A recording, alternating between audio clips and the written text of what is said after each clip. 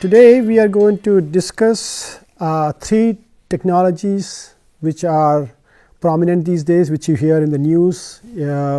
Some of you know about them, and I'm going to describe how they are converging together into one single point. So these three technologies are the semiconductor one, the one which you all hear about these days is AI, and the third one is quantum computing. We will discuss the evolution and maturing of the semiconductor technology. Then we will talk about the progress in AI, and finally about why quantum computers are required, why they are important, and what class of problems they are ready to solve. So if you start with the beginning, those of you who are in physics and in the engineering field, you would know that the transistor was discovered way back in 1947. And before that, in fact, that idea of a semiconductor device was coined by Julius Leienfeld in 1926. And thanks to the works of physicists, ever since then, we today have what we call computers. We have all the chips, which are very advanced. Most of us know about that. These days, we have semiconductor technologies where a chip can consist as many as 100 billion transistors, for example. The semiconductor technology is really based on silicon.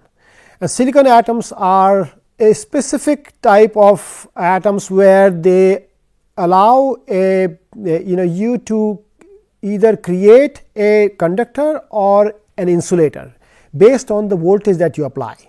So it is that's why this element was chosen. And one good aspect of silicon is it's available everywhere. In nature, you see it's in the sand, on the seashores, in beaches, and there is no shortage of silicon. So this is why this technology is something that can flourish with very little I would say material cost for this. Okay, there is obviously technology cost to create the advanced level of semiconductor, but this is an important element to remember.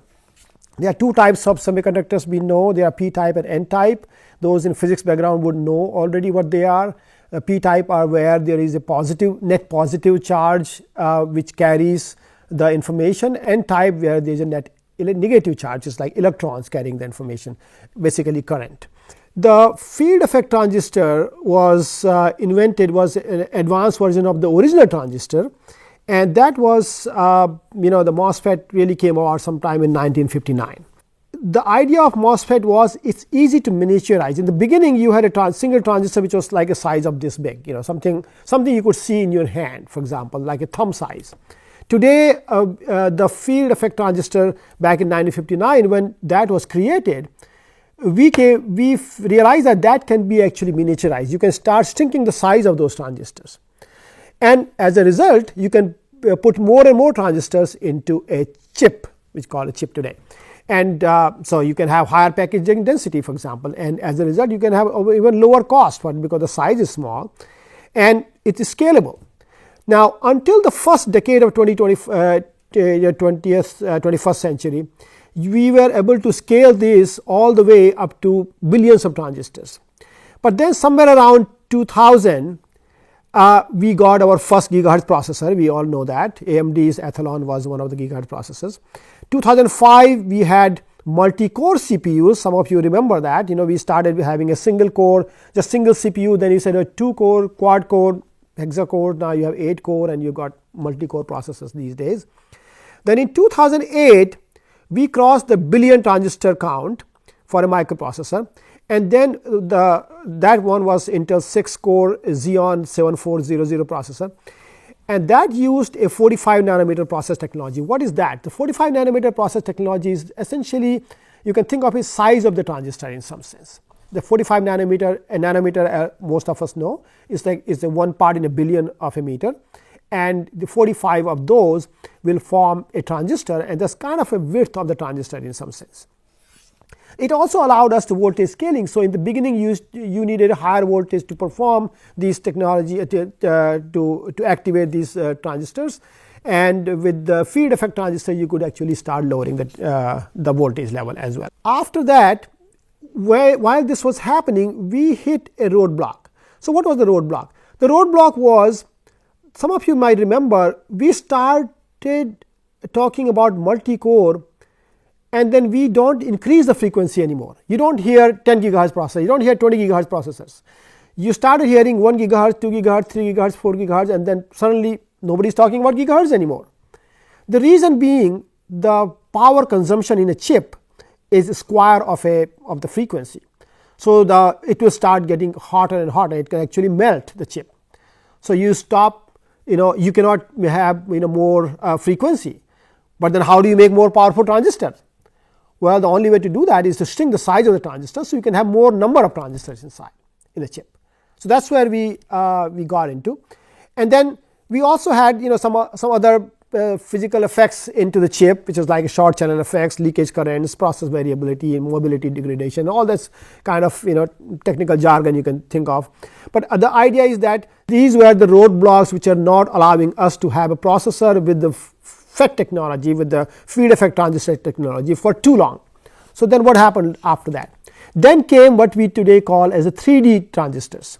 The 3D transistor, unlike the FET field effect transistors, were in a plane. So you had a channel created in the single plane. The 3D transistors, where the channel became like a vertical one. So you had the channel going like this, and then on top, and then going down. So you had something like in 3 dimension. What's the idea in that? The idea is that if you increase the third dimension, if you have a third dimension, you can actually have the bigger channel, and then you can have more current flowing through the system, through the same channel. As a result, you get more powerful computers. For example, you can have more current. That means you can do more computing. You can have more processing power for this chip. So 3D transistors back in 2011, they were created at that time by Intel, and then it went on for a while. For about a decade or so, this was going pretty well. Then in 2021, we had another roadblock. So what was the roadblock? So first of all, we obviously needed to have more. The demand for higher performing transistors is always there. There is never a shortage for that. And you also wanted better electrostatics behavior of these transistors, lesser power consumption, as I told you earlier too, and even more drive current. I told you that drive current increases when you use 3D transistors, because now you have more electrons flowing through this, because the net resistance is less. As those of you in physics and in engineering background, when you have lesser resistance for the given voltage, you have more current. So the more current, but we wanted even more current than that. So what do? You cannot really use these 3D transistors anymore, and you obviously wanted more number of transistors in the single chip. So you started with what is known as this GAA. This is the technology of today. So GAA is gate all around. So where the channel is really surrounded by the gate around the whole channel. So it's just a 3D with the it's kind of it's a 3D plus the third dimension is really going all around the channel. So channel is surrounded by the gate layer, and as a result, what you get is even lower voltage. So that means you can now. Why do we need lower voltage? Because the power is proportional to voltage. If you have lower voltage, you can reduce the power consumption. That means the chip will not get hot anymore. You don't need to put fan in the computer, and you can have 35% lower area with this technology. The lower area means you can pack more transistors into this chip again, and obviously you have increased drive current, because as I said, there is a gate all around, so more channel width, and as a result more current. And then you also have use what's called the nano sheets instead of nanowires here. So for example, there are two technologies here. There is the nanowires and nano sheets. Nanowires were kind of wires at the very, very fine scale in some sense you can think of, but that technology is very, very difficult to make. So it was decided that Samsung Semiconductor is the one which actually uses nano sheets to create the channels, and that technology has been working since 2022. This is a 3 nanometer. Now remember earlier I told you about 45 nanometer, that was back then. 3 nanometer is essentially 30 hydrogen atoms in some sense you can think of. A single hydrogen atom is about an angstrom. So 3 nanometer would be 30 hydrogen atoms lined up in a single row. It's a pretty small size for the transistor. Now when I say 3 nanometer these days, this nanometer doesn't directly translate to the size or the width of the transistor, but you can say in some sense it does scale accordingly. So that means the feature size somewhere is about 3 nanometer today. Okay.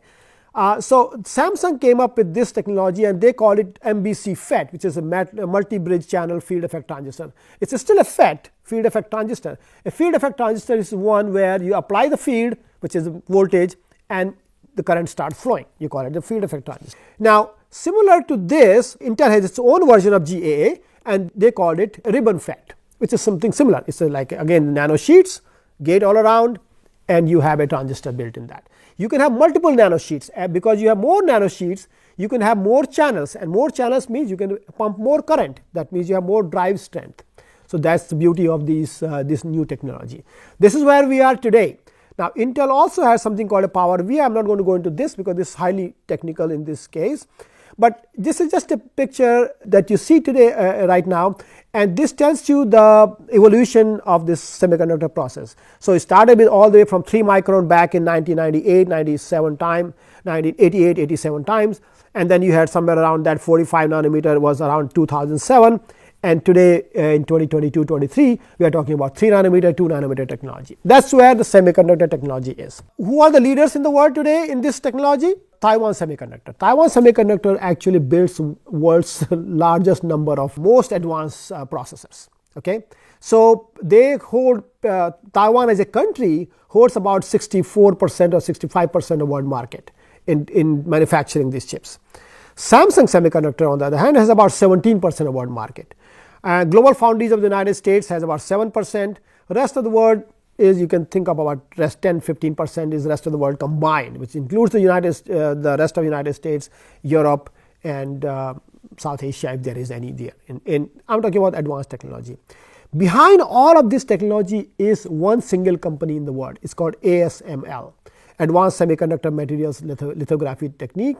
And this machine engineering is a marvel of human engineering, because no other company in the world either knows how to make this or can make this. This single company sends its machine to either South Korea, to Samsung, or to Taiwan to build their chips. So while it is manufactured in those countries, the actual machine which does all this work behind the scene actually comes from Netherlands. So what did it all give us? Like, we had all this technology behind us. What do we get out of this? We get out of this some of these world's fastest supercomputers. We have exascale supercomputer today, Aurora and Frontier, and its computing power is about 1.1 exaflops. If you don't know what an exaflop is, you know what a megaflop is: million floating point operations per second. Gigaflop will be a billion floating point operation per second. Then you have teraflops, which is a 1,000 billion operations per second. And then you have petaflops, which is a 1 million billion flops. And then you have exaflop. Multiply that by 1,000 again. So you can imagine the enormous amount of computing power this semiconductor technology has given us today. What do we use these things for? Everything from pure research into medicine, research into space, research into nuclear simulations, for all the nuclear technology, and you name it. New material discoveries, they all come from this. However, CPUs or the microprocessors are not really what we use in what we call today AI. So now I'm transitioning from semiconductor into the AI world. So why did GPUs become more powerful? Why did they become more used than the CPUs? The difference between a CPU, which is called a central processing unit, which is like a general purpose microprocessor. GPUs are purely designed for graphical processing. Now, those of you who are game savvy, to play video games, you need a good graphics card to play a good video game in 3 dimension. Right, with the good lighting effects, good all these 3-dimensional objects playing around, running around, killing each other, or doing whatever fighting. So those are that's a graphic processing. Now math students would know a graphic 3D modeling is nothing but ray tracing. It's really a ray diagram, ray tracing, and all that requires is a vector processing with matrices. So vectors and matrices. It's really a simple linear algebra problem. So the entire graphical video games is really a linear algebra problem. That's all it is. Now, what do we need linear algebra for? Matrix multiplication, matrix addition, subtraction, whatever, and inversion probably as once in a while, and then multiplication with vectors, which are again matrix with single column. So you have all of that, and all of that GPUs are very good at. So why did they become more useful for AI? They became more useful for AI because AI uses again linear algebra. That's all it really uses. As for models, for the generative AI foundation models, most of the work is done using linear algebra, matrix processing and things like that. GPUs were their choice because CPU is just too much. It's like using a car to go 20 feet of a distance. You probably need a bicycle, maybe even you can just walk. So you don't need more complex chips to do what when your work is very limited in scope. GPUs were designed for that. Another beauty of GPUs is, unlike a CPU, unlike a central processing unit or a microprocessor, which cannot do parallel processing, it can probably do 1 or 4 or maybe 8 processes in parallel. A GPU can do hundreds of thousands processes together. In fact, sometimes some of these most powerful GPUs can do millions of processes together, like in parallel.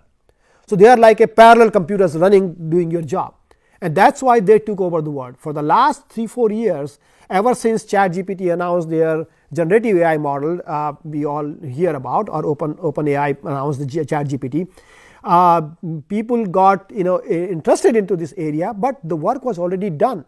All the modeling, all the foundation models for the generative AI were created using these graphical processes. That's why NVIDIA as a company, which was so small compared to Intel, which was the what you call as the father of microprocessors for God knows 30-40 years, Intel is no longer anywhere close to where NVIDIA is. In terms of world capitalization today, NVIDIA is number 2 company in the world in terms of market value, and Intel is way down. People don't even hear. It's a 30 plus times more market capitalization than NVIDIA has, purely for this reason, because AI has taken over most of the world now. Now, NVIDIA created this extremely powerful GPU. It's called Blackwell GPUs and one Grace CPU combined into one single unit, and that can do almost 208 billion. It has 208 billion transistors, by the way, even more than the CPU generally has, and it can do 1.4 exaflops of AI performance. Now think about this. I showed you earlier the supercomputers, 2 supercomputers, the Aurora and Frontier. They had 1.1 exaflop computing power. It was like a big building where these computers were housed, and they have imagine amount of power that you need to run those. Compared to that, this is a single box from NVIDIA using GB200 NVL72 graphical processors, and they are able to give you a computing power of 1.4 exaflops, but they explicitly say it's AI performance. Why? Because AI only needs, as I told you earlier, linear algebra, matrix multiplications, matrix processing, and that's all really we care about. So if the AI models care about just that, why would they use something else? This is much smaller in size and gives you much higher performance than even a supercomputer, much easier to maintain. So that's where this technology is today. So that's why all of the world's, I would say not all, but most of the world's work happens, AI work happens behind the scene using GPUs, not CPUs. So with this much power that you are getting, so who really needs this? Like, how much computing do we really need? Like, this looks like forever, there's no ending to this. So who will use and how much computing power really your AI models need? I've given you an example of these 4 AI models. Let's look at GPT-3. Everybody is aware of GPT. ChatGPT was based on the GPT-3 models. For example, 2020 is when they had this trained. It used 314 million petaflops.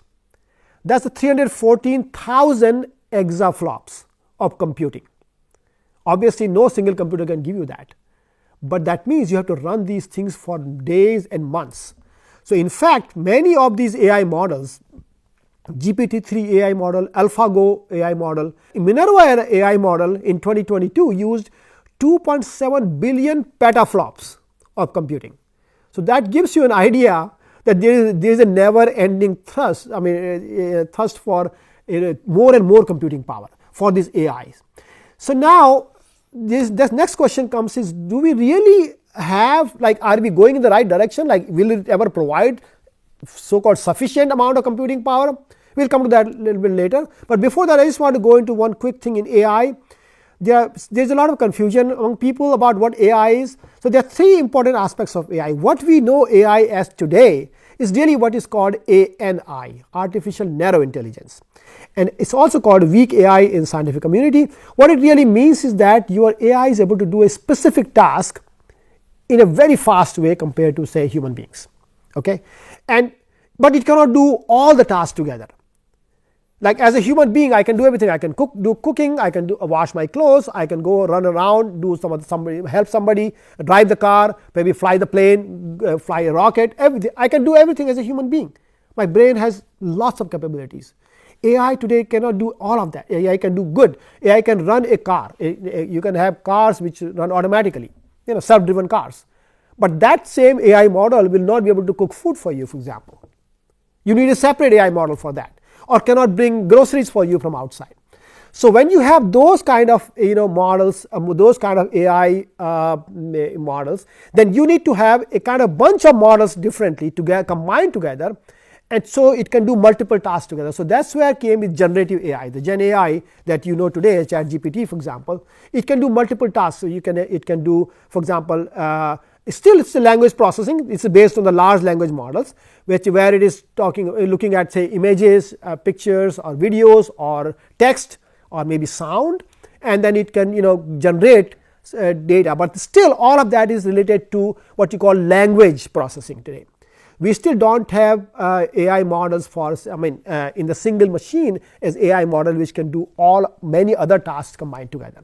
So once that happens, we'll call it as AGI, artificial general intelligence. And as a definition, you can think of it this way: artificial general intelligence will be something where if I put a machine here behind a screen and a human being here behind the screen, and I ask them, like, say, 10,000 questions about anything. About a joke, I crack a joke. I want to see who is smiling, who is laughing. Do they understand joke or not? Or ask any number of questions. If at the end of this whole experiment you are not able to distinguish between who is a human being behind which screen is a human being, behind which screen is a machine, that's the age when we call that we have reached AGI, artificial general intelligence. Now there's a lot of debate in industry about whether or not we have reached here. Some people think we are going to be there, for example, in the next 5 to 10 years. Elon Musk thinks it's very close. Now some people think no, it's never possible, but there is always a debate. Now this is something you want to keep track of. ASI is the ultimate version of AGI, where, remember, from ANI, artificial narrow intelligence, to AGI, artificial general intelligence, we as human beings are making those machines. We are helping them doing all of these things. But what's the issue there? Humans are very slow in everything. Our response time is extremely slow. The best human being probably can respond within a few milliseconds maybe. That's it. Machines can work at microsecond, nanosecond time scales. They can work extremely fast. So once you reach AGI, AGI can do its own everything. It doesn't need to listen to human being anymore, for example. You might be able to train it to do that, but once it has its own intelligence, then it doesn't need to listen if it doesn't want to. And then from AGI to ASI, which is artificial superintelligence, that path will be exponential, because then the machines are taking over. Human beings are not involved anymore, and machines can do things exponentially faster compared to humans do. And that's one of the beauty of this, well, plus or minus both, I would say, that it could be dangerous for humans, or it could be useful depending on how you have trained these things to start with. Or in some cases you probably don't even have a choice here. Now, some of the things that you might want to know about foundation models is that they are basically the mathematical models which are at the foundation of all the generative AI. Okay, there's a large language model, that's all we know about today, ChatGPT kind of stuff. And by the way, when I say language, it's not just a language of speaking like English or Hindi or any other spoken language in the world. It also includes computer programming languages, for example. Today you can ask ChatGPT or any of these GPTs, the generative pre-trained transformers. You can ask them whether like any question. Okay, write me a program which does this. And it will give you a computer program in any language you want, almost 100 plus languages, in matter of seconds. We don't need programmers anymore to do all that kind of work. So that is actually already available today. You can work with GPT to test some of these things out. The one of the biggest issues with the AI right now that is available today is the trust issues, the transparency, and the slow lawmaking and regulations. So what's the trust issue? Trust issue is, remember OpenAI's ChatGPT was trained based on the internet data, and as all of us know, there's a lot of misinformation, disinformation, and all kinds of garbage in the internet, apart from good information as well. The question is, how does a machine know what is right, what is wrong? On top of that, we have what is called our own biases in it. Some of them are our subconscious biases. We are not even aware that we are biased on something. So those things are also built into the way humans work. How do you make sure that the machine gives you some results which are unbiased, correct, and they are not based on some false information and all that stuff? Machine has no idea, because it is not really intelligent in that sense. It doesn't have a conscience. Even we as human beings, we have conscience, still we make all kinds of mistakes, sometimes on purpose, sometimes we are not even aware of. So that's one of the issues. Transparency is another issue. For example, if banking industry is trying to use some of these foundation models, some of these large language models to say give a loan to somebody, and they reject a loan to one XYZ businessman, that person can ask, why was my loan application rejected? And they might say, well, this is how the machine came up with an answer. You want to know what was the input given to the machine based on which these models predicted that, okay, I'm not a good person to give a credit to. And that is one of the biggest issues with this, as to the transparency of the foundation models. Now, some companies like IBM, for example, it has its own Granite models, which are purely based on scientific data. Its input is not internet. Its input is scientific papers, its own research work, plus wherever they are trying to install it. Let's say they are trying to install it in a big bank, say Chase Bank.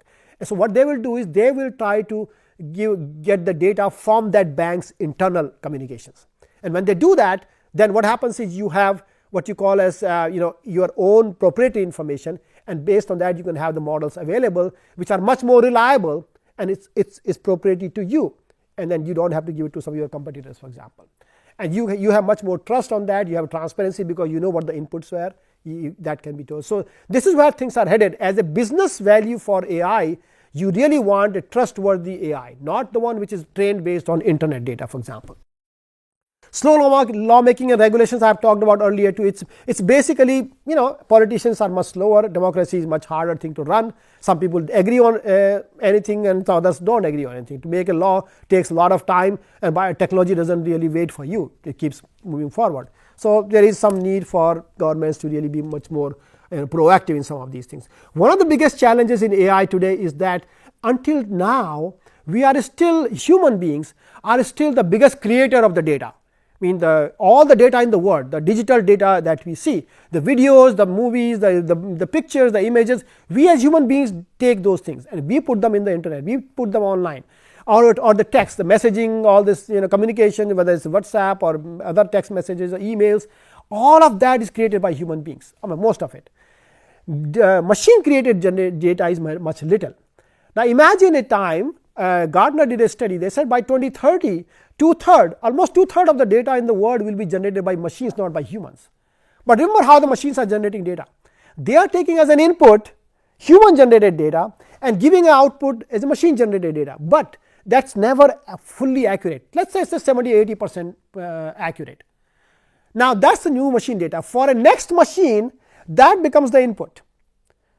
And let's say that next machine is also 80% efficient. So you have this 80% efficiency, the next one is also 80% efficient. So the second machine's output is probably 64%, 80% of 80%, 64% more reliable compared to what was the input. Now if you keep going this for a long time, it's what is called the entropy law, right? Over time you are actually losing information and you are getting what you call as a kind of a garbage, kind of a hallucination. You think what you are getting is good information, but apparently maybe not. So that's something people need to think about. It is already being discussed, in the scientific community and technical community. People are looking into this, but there's something you need to keep in mind. Now, generative AI is one of the biggest, I would say, user of the computing power I told you earlier. But I also told you earlier that the semiconductor technology today is at 3 nanometer, pretty soon at 2 nanometer. And you might think, even GPUs, not just CPUs, GPUs too, They all are based on silicon semiconductor. What happens when we are stuck now? We reach the limit on this, which is not going to be very far, maybe another 10 years, maybe semiconductor technology probably will come to an end. But your zeal or your requirement for computing power never goes off. So you want even more powerful computers which can do computations much more faster, maybe even faster than GPUs, especially for AI kind of work, and something similar to AI. Where will you get those things?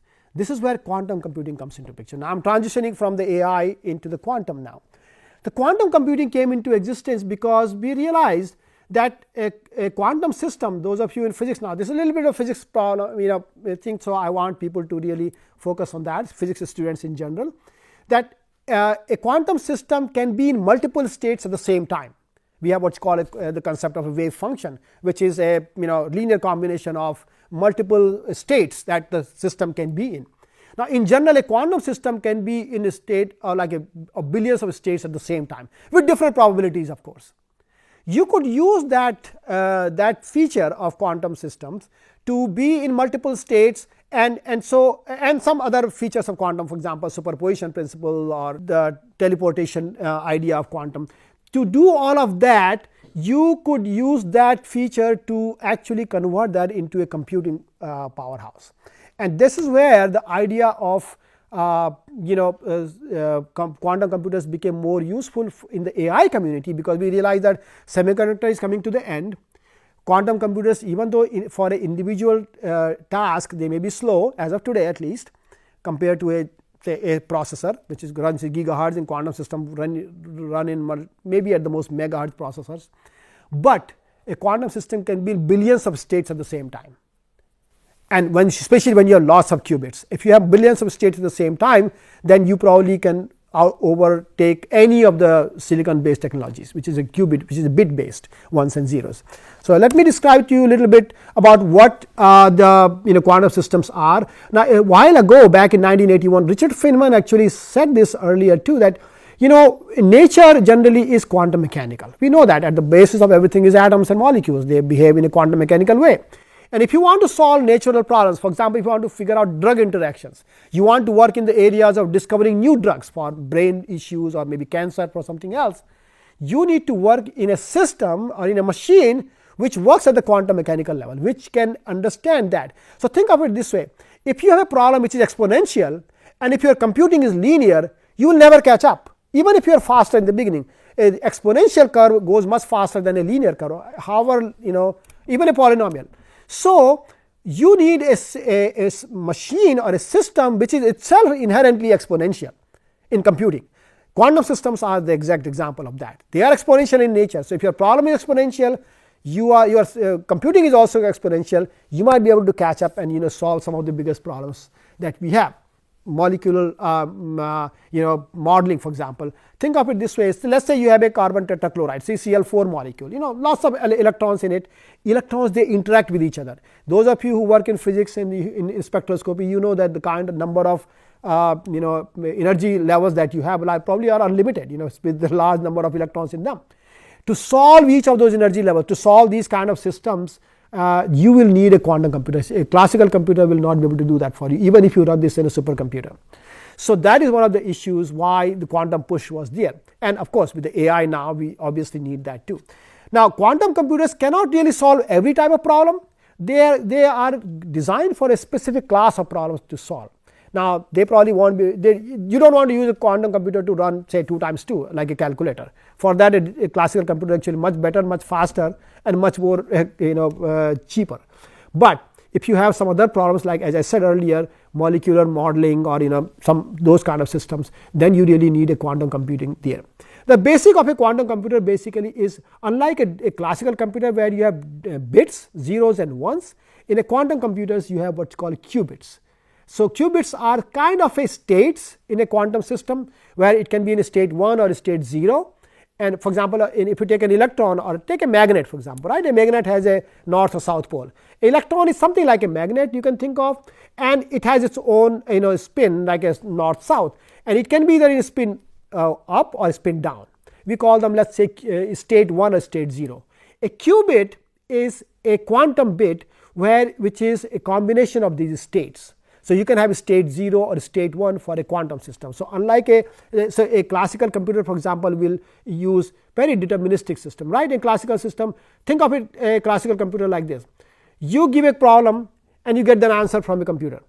You give the same problem again, you will get the same answer from the computer. You give the same problem to 20,000 other computers, you should get exactly the same answer. Otherwise, something is wrong with those computers. That is called a classical behavior. In a quantum system, you give the same problem to a quantum computer, you will get an answer. You give the same problem to the quantum computer next time, you may get a slightly different answer with different probabilities. Okay? So you might think that what's the use of this? Well, there are many places where you need a statistical answer, not necessarily a definitive answer. For example, if I asked you what's your age, you always give me statistical answer. You never give me exact age. You don't tell me I am 13 years, 5 months, 2 days, 20 hours, 3 minutes, 45 seconds, my millisecond old. You always say I am 20 year old or 21 year old. The reason is, we know the rough answer is good enough. There are many class of problems in the world where you don't need an exact answer to these problems. In fact, most of the class of problems don't require exact answers. When you don't need them, then you use the quantum system, because they can give you that, but much faster, especially for the large class of problems. Quantum system is also like, it has some of these characteristics which are never there in classical. So for example, this has a duality nature, the uncertainty principle in quantum mechanics. I'm not going to go into some of those details, but a few things you do want to remember there is probabilistic nature of quantum system. In quantum mechanics, as I told you earlier, unlike classical system where it's deterministic, a quantum system is probabilistic.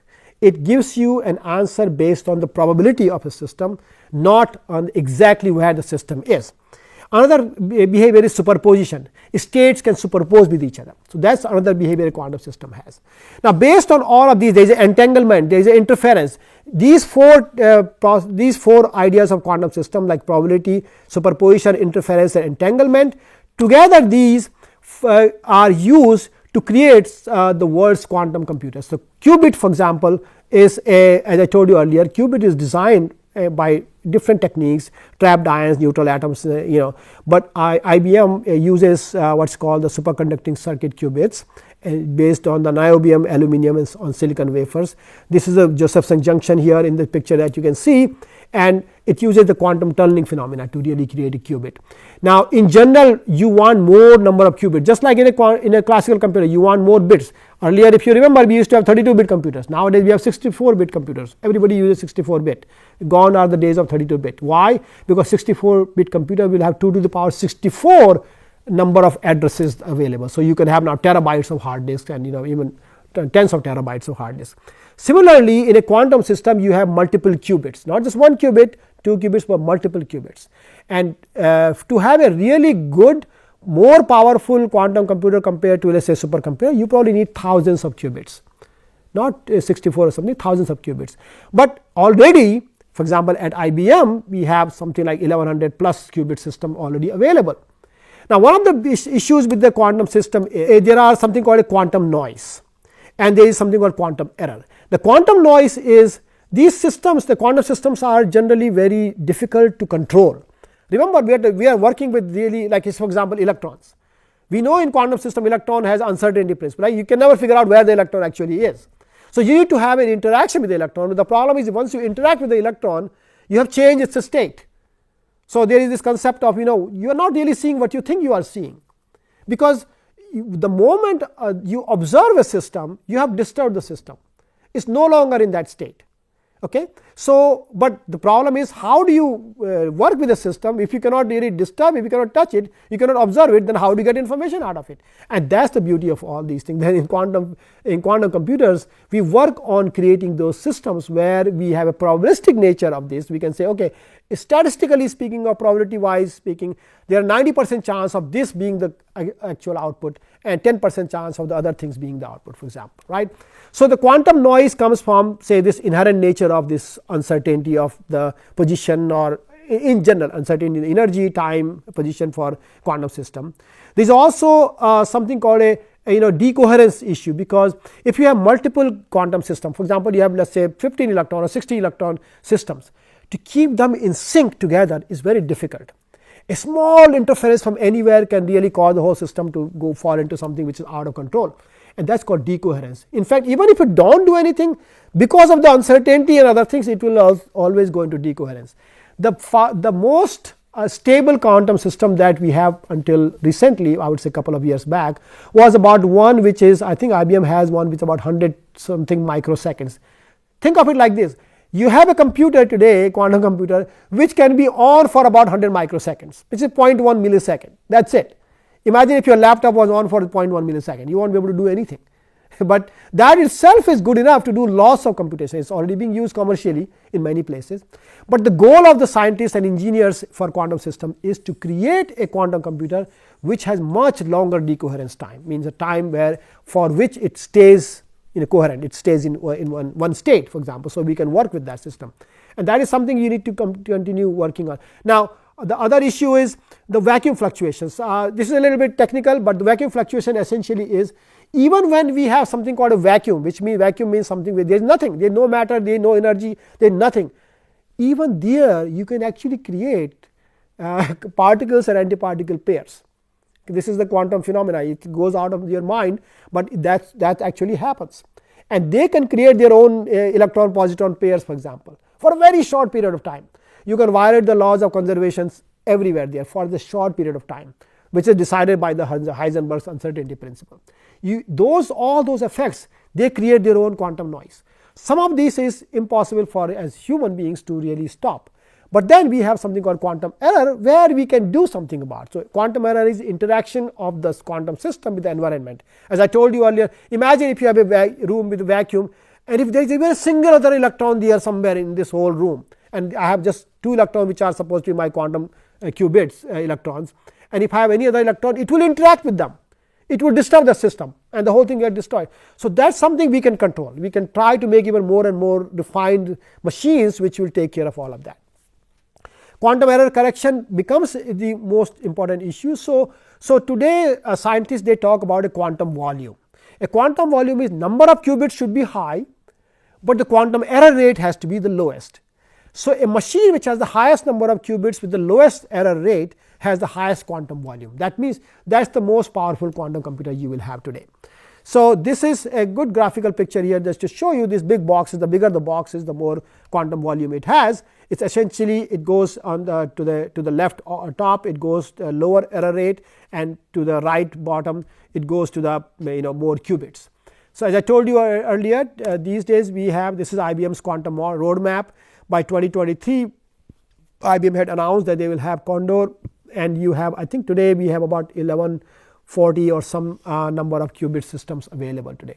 Again, we are still working on coherence time improvement and or decoherence time reduction, and we are also working on trying to improve the error rate. So the biggest game in the industry is how to create a system, a quantum system which is stable for a second, forget the minutes right now, even seconds. We are still in milliseconds is time scale, and to have as little quantum error as possible. We don't have to worry about the speed. As I told you, it's like these systems can really work in parallel, billions of states together. If you have 1000 qubits, you can imagine 2 to the power 1000 is the total number of states the system can be in. That's already more than 2 to the power 64 that you have the world's fastest supercomputer with. So that's already taken care of. The speed we don't have to worry about. What we have to worry about is the quantum error correction to make it better, and at the same time we have to worry about trying to reduce or to increase the number of qubits being stable, meaning to improve the decoherence time. So this is one of the example of an actual commercial quantum computer qubit 1121 qubit system. This is Condor, IBM's system. Talk about just one more thing here. Quantum systems became reality about, I would say, maybe 5 years back or so, maybe 10 years back. Other companies are also working on this. They have their own different ways of doing quantum computing. One of the biggest issues and concerns people have around the world with quantum systems is this security implications. Because as I told you earlier, a quantum system can be in multiple states at the same time. So it can actually do things like prime factorization. Let's say I gave you a big number. A big number means a number which has, let's say, 200 digits, that big a number. And all I told you, it's a product of 2 prime numbers. try to find out what are those 2 prime numbers. That's the simple question people have, and there is no algorithm today known which can actually solve this problem. There is no mathematical formula for prime numbers. We don't know how to solve this problem. The only way to do this is brute force. Try all combinations starting from the prime number 1 to whatever 3 and 5 and 7, and then keep going forever until you hit this. Well, classical computers will take about billions of years to really solve. Even a supercomputer will take billions of years to solve this problem. So we are safe. But once you have a quantum computer ready and working on this, it can do all those billions of things at the same time. It can actually break the RSA encryption. RSA encryption is RSA where the 3 MIT scientists there, I think American scientists, Rivet, Sherman and Edelman, who actually created this encryption based on which your email works, your banking systems work, your everything, all your encryption, all your security systems work. This system is based on the simple prime number computations, prime factorization computation. And it turns out that a sufficiently powerful quantum computer with about 6,000 qubits with a very good error rate, so not very good, I mean not much error, and stable enough for even a minute or 2 can break this RSA encryption. If that happens, this whole concept of passwords and everything is gone down the drain. It doesn't matter. Anybody who has a nefarious ideas can break the system and can get all your information. This has security implications for the governments, it has security implications for the banks, for anywhere, for individuals, for healthcare records, for just about anything in the world. And so people need to be concerned, and this is some people are already thinking about in this direction. But this is a big threat that's coming in. In fact, there was a news recently about maybe a few weeks back I read that some of the scientists in China, they have created a quantum system which was able to break, I don't know, maybe not 256 bits RSA, but maybe a shorter version thereof. But if that's the case, we are not very far until somebody says, okay, we have today broken 256 bit RSA encryption, for example, which is what most of us use anyway. So that is one of the issues. So how do you solve this problem? Peter Shor, MIT scientist, he came up with this idea. It's called Shor's algorithm. He designed an algorithm. He says, well, if the quantum computers can actually do this, breaking of this thing, you can also probably create a quantum safe algorithm, so for encryption. So there are 2 things. So he said that actually you can convert. Basically, Peter Shor's idea was that you can convert a quantum system into a kind of a linear system, effectively speaking. So it can solve those factorization problems, and it actually gave an algorithm how to do that. The problem is if it is used for RSA decryption, then we are in trouble. And today we have a lot of companies, they work on how to build quantum safe algorithms. One of the algorithms was designed by us. We created this, we have a patent on this. It's called the secure communication using multi-channel noise. And what we have done is essentially using a technique we have used in astrophysics called pulsar detection, where we use the effect of integration of pulsar signals to create a good signal to noise ratio. And that's technique. Those of you who want to go into detail, you can go through this patent. It's already there in Google right now. But this is one of the techniques you can use to secure yourself against quantum attack in the future. But there are also quantum based encryption techniques which a quantum system will not be able to break.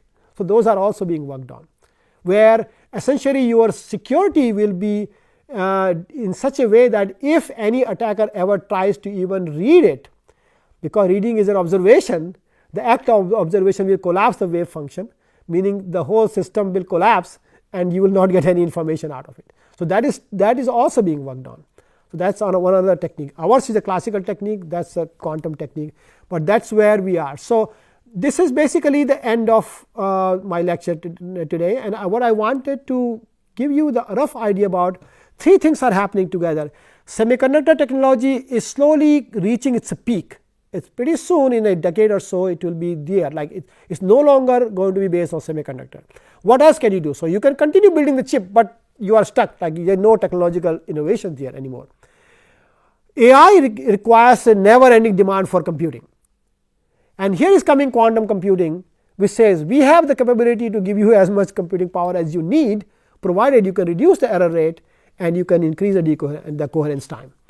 And the challenge for everybody who is listening here, those who are budding scientists, budding engineers who want to spend some time, think about these, look into some of these problems, see what you can contribute. This is a quantum system is a very new technology. I would like our students in India to take this up as a challenge. Maybe come up with a newer your own ideas for security, for decoherence time reduction, or for to increase the coherence time, or to maybe create your own quantum systems. Electrons are not the only way. You can have photons, you can have something else. Any multi-state system can be used for quantum computing.